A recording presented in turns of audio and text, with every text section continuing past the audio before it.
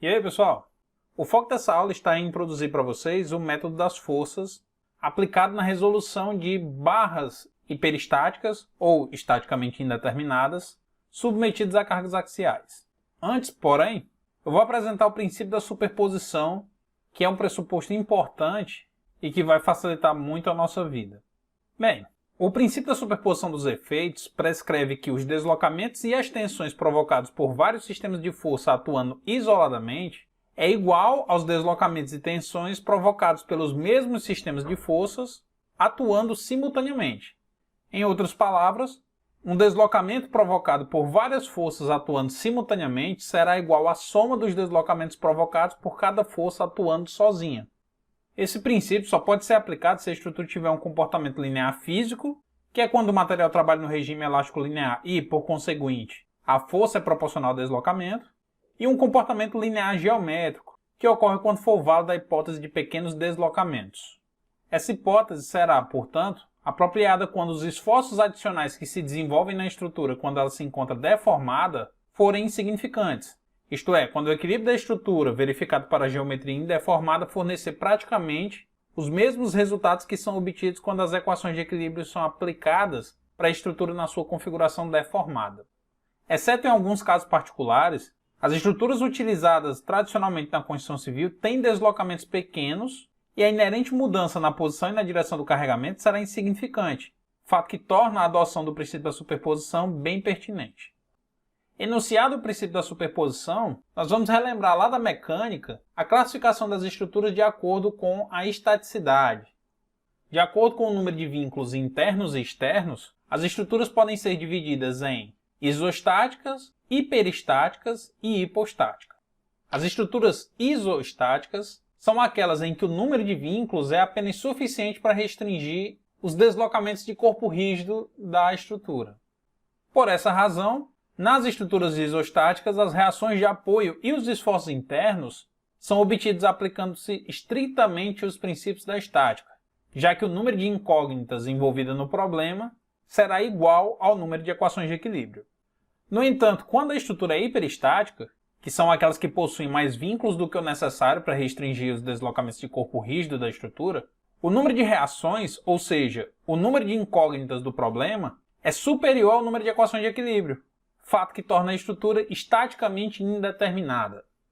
Sendo assim, nesses casos, torna-se necessário recorrer às condições de compatibilidade dos deslocamentos para escrever as equações adicionais que viabilizam a resolução do problema. Nessa estrutura em tela, nós temos uma barra engastada na extremidade B, submetida a duas forças axiais P1 e P2. Devido ao impedimento dos deslocamentos gerados pelo engaste no ponto B, surgirá uma reação R, cujo valor, para assegurar o equilíbrio estático, deverá ser igual à soma de P1 e P2. Nesse segundo caso em tela, nós também temos uma barra submetida a uma carga axial, nesse caso apenas de valor P, engastada em suas duas extremidades, fato que faz com que surjam reações no ponto A e no ponto B. Ao aplicar a condição de equilíbrio de força na vertical, nós teremos uma equação que relaciona duas incógnitas, que são as reações RA e RB.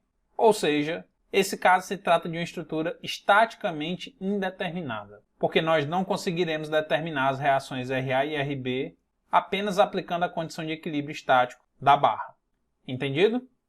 Bom, para deixar claro como o cálculo da deformação pode ser utilizado para calcular tensões em estruturas estaticamente indeterminadas, vamos resolver esse problema clássico de determinação da parcela da força que será absorvida pelo concreto e pelo aço em uma coluna de concreto armado. Nesse exemplo, nós temos uma coluna de concreto com 45 cm de diâmetro, reforçada com 6 barras de aço com 28 mm de diâmetro cada, que estará submetida a uma força de compressão centrada de 1.550 kN. A quantidade de força que será absorvida por cada material vai depender da sua rigidez. Quanto mais rígido for o componente da peça, mais força ele vai absorver. Porém, nesse nosso exemplo, quem é mais rígido? Os elementos de concreto ou a armadura de aço? Lembrando que a rigidez axial é definida pelo produto do módulo de elasticidade longitudinal e da área. Portanto, mesmo que o aço tenha um módulo de elasticidade maior do que o concreto, nesse nosso exemplo, o concreto tem uma maior área. Então, quem vai nos permitir dizer quem vai receber uma maior parcela e quantos por cento será essa parcela, será a deformação de cada material, que, é claro, depende da sua rigidez EA. Bom, mas eu vou deixar de enrolação e vou resolver o exercício. Essa força P de 1550 kN será dividida em duas parcelas. Uma parcela que será absorvida pelo concreto, que eu estou chamando de P-conc, e outra parcela que será absorvida pelo aço, que eu estou chamando de P-aço. Portanto, P deverá ser igual a P-conc mais P-aço. Ou seja, ao aplicar a condição de equilíbrio, nós teremos uma equação que relaciona duas incógnitas. Sendo assim, eu preciso de uma equação adicional para poder resolver esse problema. E onde eu consigo essa equação adicional? Bem, como o concreto deve estar perfeitamente aderido ao aço, e isso a propósito é uma condição básica para o funcionamento conjunto desses dois materiais, as deformações no aço e no concreto devem ser iguais. A aderência entre esses materiais faz com que um leve o outro, tá bom? Portanto, o encurtamento ou a deformação no aço tem que ser igual ao encurtamento ou deformação no concreto. Para calcular esse encurtamento, nós aplicamos aquela relação PL sobre A. Isto é, o encurtamento no aço será igual a parcela da força P que atua no aço vezes o comprimento L da coluna, dividido pelo módulo de elasticidade do aço e pela área de aço. Já o encurtamento no concreto será igual a parcela da força P, que será absorvida pelo concreto, vezes o comprimento da coluna, dividido pelo módulo de elasticidade do concreto e pela área de concreto. Como as barras possuem o mesmo comprimento da peça de concreto, nós vamos cortar o L. Percebam que essa relação P sobre A é a deformação, né? Afinal, essa variação do comprimento delta é igual à deformação vezes o comprimento do elemento. Então isso aqui que a gente está fazendo é igualar as deformações. Agora nós podemos substituir os dados para o módulo de elasticidade do aço e do concreto e a área de aço e a área de concreto. Isso que está entre parênteses dá uma constante, né? Porque a gente está dividindo medidas com a mesma unidade. Então vou jogar os módulos de elasticidade em gigapascal e a área de aço e de concreto em milímetro quadrado. Então o módulo de elasticidade do aço é 200 gigapascal, do concreto 25 gigapascal. A área de aço vai ser 6 vezes a área de uma barra, que é igual a π vezes o diâmetro, que é 28 milímetros, ao quadrado, sobre 4. E a área de concreto vai ser a área da coluna, que será π vezes 450 ao quadrado sobre 4, menos a área do aço. Como o π está multiplicando todos esses termos, a gente pode cortar, e nós chegamos à conclusão que a força absorvida pelo aço será cerca de 19% da força absorvida pelo concreto. Agora que nós escrevemos a força do aço em função da força no concreto, nós vamos substituir essa relação na nossa condição de equilíbrio. Sendo assim, P, que é igual a 1550, será igual à força no aço, ou seja, 0,19 vezes a força no concreto, mais a força no concreto. Então a força no concreto será igual a 1550 dividido por 1,19, que dá aproximadamente 1.302,52 kN. Como a condição de compatibilidade nos disse que a força no aço será cerca de 19% disso, a força no aço será igual a cerca de 247,48 kN. Agora que nós temos a força que atua nessa barra, nós podemos calcular a tensão. Afinal, tensão é força sobre área. Logo, a tensão será igual a 247,48 vezes 10 a terceira newtons, dividindo pela área de aço, que é igual a 6 vezes a área de uma barra. Portanto, a tensão no aço será de cerca de 67 MPa. Se nesse problema tivesse sido solicitada a tensão no concreto também, bastaria a gente pegar aquela força no concreto de 1.302 kN e dividir pela área de concreto que a gente já calculou anteriormente. Beleza? Então esse é um exemplo clássico de um problema hiperestático resolvido aplicando condição de equilíbrio e condição de compatibilidade dos deslocamentos. Agora que nós entendemos como a deformação pode ser utilizada para resolver problemas estaticamente indeterminados, eu posso apresentar a vocês o método das forças, que é uma estratégia baseada no princípio da superposição, muito utilizada na resolução de estruturas hiperestáticas. Suponhamos que seja necessário obter as reações nas extremidades A e B da barra biengastada carregada axialmente que é apresentada em tela. Os apoios presentes nas extremidades da barra fazem com que surjam reações que foram aqui nomeadas de FA e FB. Nós dizemos que essa estrutura possui um apoio redundante, isto é, um apoio que pode ser removido sem, contudo, comprometer o seu equilíbrio estático. Se nós eliminarmos um dos vínculos para tornar essa estrutura isostática e em seguida nós introduzirmos a força associada a esse apoio removido, nenhuma alteração ocorrerá do ponto de vista estático, concordam? Portanto, nós podemos realizar essa transformação e, ainda assim, preservar a compatibilidade estática em relação à estrutura original. Como nós estamos adotando o princípio da superposição, nós podemos analisar essa barra submetida à ação de cada uma dessas forças de maneira isolada. Isto é, nós podemos avaliar essa estrutura submetida apenas à ação da força P e em seguida avaliar essa estrutura submetida apenas à ação da reação FB. Obviamente, a remoção do vínculo resultou na liberação de um deslocamento ΔP que não existia na minha estrutura original. Sendo assim, nós devemos impor a essa nova estrutura a condição de ser nulo o deslocamento na direção da força associada ao vínculo removido. Portanto, quando nós formos avaliar essa estrutura agora submetida à ação da força FB, o deslocamento ΔB que é gerado por essa força deverá ser igual ao deslocamento ΔP, para que, ao superpor essas duas soluções, nós possamos restaurar a condição de compatibilidade que estabelecia que o deslocamento no ponto B era igual a zero. Resumindo, o método das forças consiste em dividir a estrutura em uma série de estruturas isostáticas que, isoladamente, satisfazem as condições de equilíbrio, mas não satisfazem as condições de compatibilidade da estrutura original. Essas condições de compatibilidade são restauradas quando nós efetuamos a superposição dos efeitos de cada ação atuando de maneira isolada. Para calcular esses deslocamentos ΔP e ΔB é fácil, né? A gente viu no vídeo anterior. Basta a gente fazer aquele somatório da força normal dividido pelo módulo de elasticidade a área, vezes o comprimento L do trecho em que essas quantidades são constantes. Nessa primeira barra, a área é constante ao longo de todo o comprimento L, assim como o material. Contudo, a força normal varia entre os trechos LAC e LCB. Não é isso? Vejamos. Para que essa estrutura esteja em equilíbrio, deverá ser desenvolvida na extremidade A da barra uma reação de valor igual a P, só que para cima.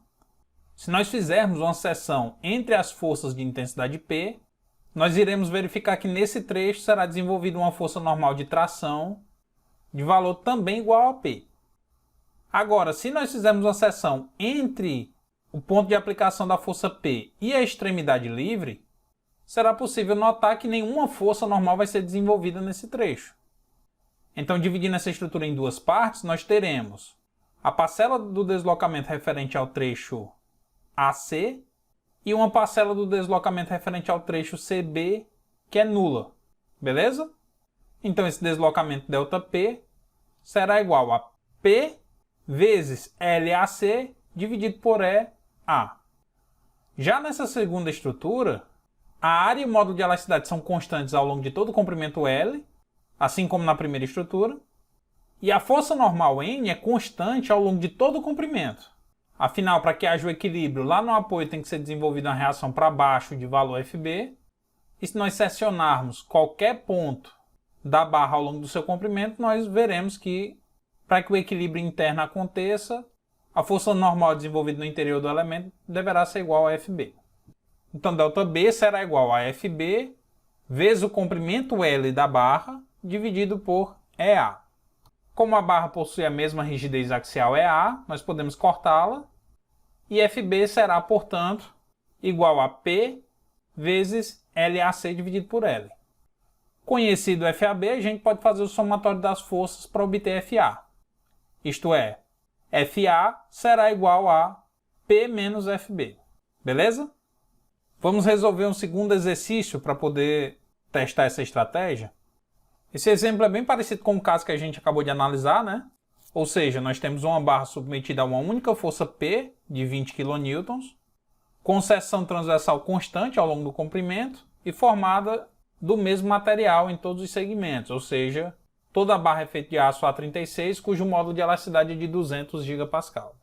A principal diferença desse problema em relação ao que eu acabei de apresentar é que a extremidade B da barra não está inicialmente em contato com esse apoio B'. Isto é, existe uma folga entre a estrutura e o apoio de 0,2 mm. Essa força P, no entanto, vai provocar na barra um deslocamento que exceda esse 0,2 mm. Portanto, se a força P fosse tal que provocasse um deslocamento menor ou igual a 0,2 mm, esse problema seria estaticamente determinado. Afinal, a ausência de contato entre a barra e o apoio não iria gerar, obviamente, uma reação no ponto B'. Mas já antecipo para vocês que não é o caso. Bem, então vamos calcular as reações que será desenvolvida na extremidade A da barra e lá no apoio B', que vai surgir depois que essa barra deformar uma quantidade superior a 0,2 mm, tá bom? Então como é que a gente faz no método das forças? Nós vamos remover esse apoio B' para tornar a estrutura isostática, conforme a estratégia que eu apresentei para vocês anteriormente. Com isso, nós podemos calcular esse deslocamento ΔP. Para tanto, assim como no caso anterior, a gente começa identificando os trechos em que força normal, área e modo de elasticidade é constante. Nesse caso, do ponto de vista da área e do modo de elasticidade, nós usaríamos todo o comprimento da peça, porém, a força normal varia nesses dois segmentos. Na extremidade esquerda será desenvolvida uma reação de 20 kN, que faz com que, no trecho AC, nós tenhamos uma força normal de tração igual a 20 kN, que pode ser obtida a partir do método das seções, e no trecho CB, não há força normal. Portanto, o deslocamento ΔP será igual a força P vezes o comprimento do trecho em que essa força é de 20 kN, ou seja, vezes 400 mm, dividido pela rigidez axial EA.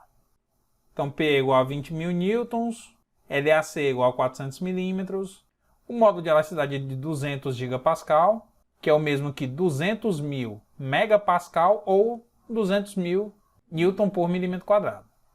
Vezes a área da barra, que é π vezes o diâmetro de 10 mm ao quadrado, dividido por 4. Isso resulta em um deslocamento ΔP igual a 0,5093 mm. Claramente a atuação dessa força ultrapassou a folga de 0,2 mm.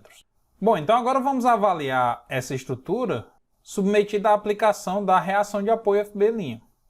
O deslocamento restrito pelo apoio B' não será de 0,5093, mas sim do que se excede da folga. Ou seja, esse deslocamento ΔB terá que ser igual ao 0,5093, que seria o deslocamento se a estrutura estivesse livre, menos o 0,2, que a estrutura poderia se deslocar livremente. Então a intensidade da reação FB' deverá ser proporcional à quantidade de deslocamento restrito por ela. Isto é, FB deverá provocar uma deformação de 0,3093 mm. Para calcular esse deslocamento ΔB, basta a gente multiplicar a força FB, que é a força normal desenvolvida ao longo de todo o comprimento da barra, pelo comprimento da barra, que é igual a 400 mais 800 mm, dividido pela rigidez da flexão da barra. Isolando FB, nós teremos que essa reação de apoio será igual a EA sobre L vezes o deslocamento restrito pelo apoio. Então FB será igual a 20.000 newtons por milímetro quadrado, que é o módulo de elasticidade, vezes a área da barra, que é π vezes o diâmetro ao quadrado sobre 4, em milímetros quadrados, dividido pelo comprimento L, que é 1.200, isto é, 400 mais 800 milímetros, vezes o deslocamento de 0,3093 milímetros. Isso equivale a uma reação de 4,05 kN. Então P, que está para a direita, possui intensidade de 20 kN, e FB, que necessariamente tem que estar para a esquerda, para que esse deslocamento seja anulado, é igual a 4,05. Ou seja, para que haja o equilíbrio das forças horizontais, no apoio A terá que ser desenvolvida uma reação FA para a esquerda, de valor igual a 20 menos 4,05. Logo, a reação no apoio A será igual a 15,95 kN. Entendido, pessoal? Bom, pessoal, no próximo vídeo eu vou relembrar com vocês como se calcula a dilatação linear de barra submetida a uma variação de temperatura, conceito que certamente foi apresentado para vocês na disciplina de termodinâmica.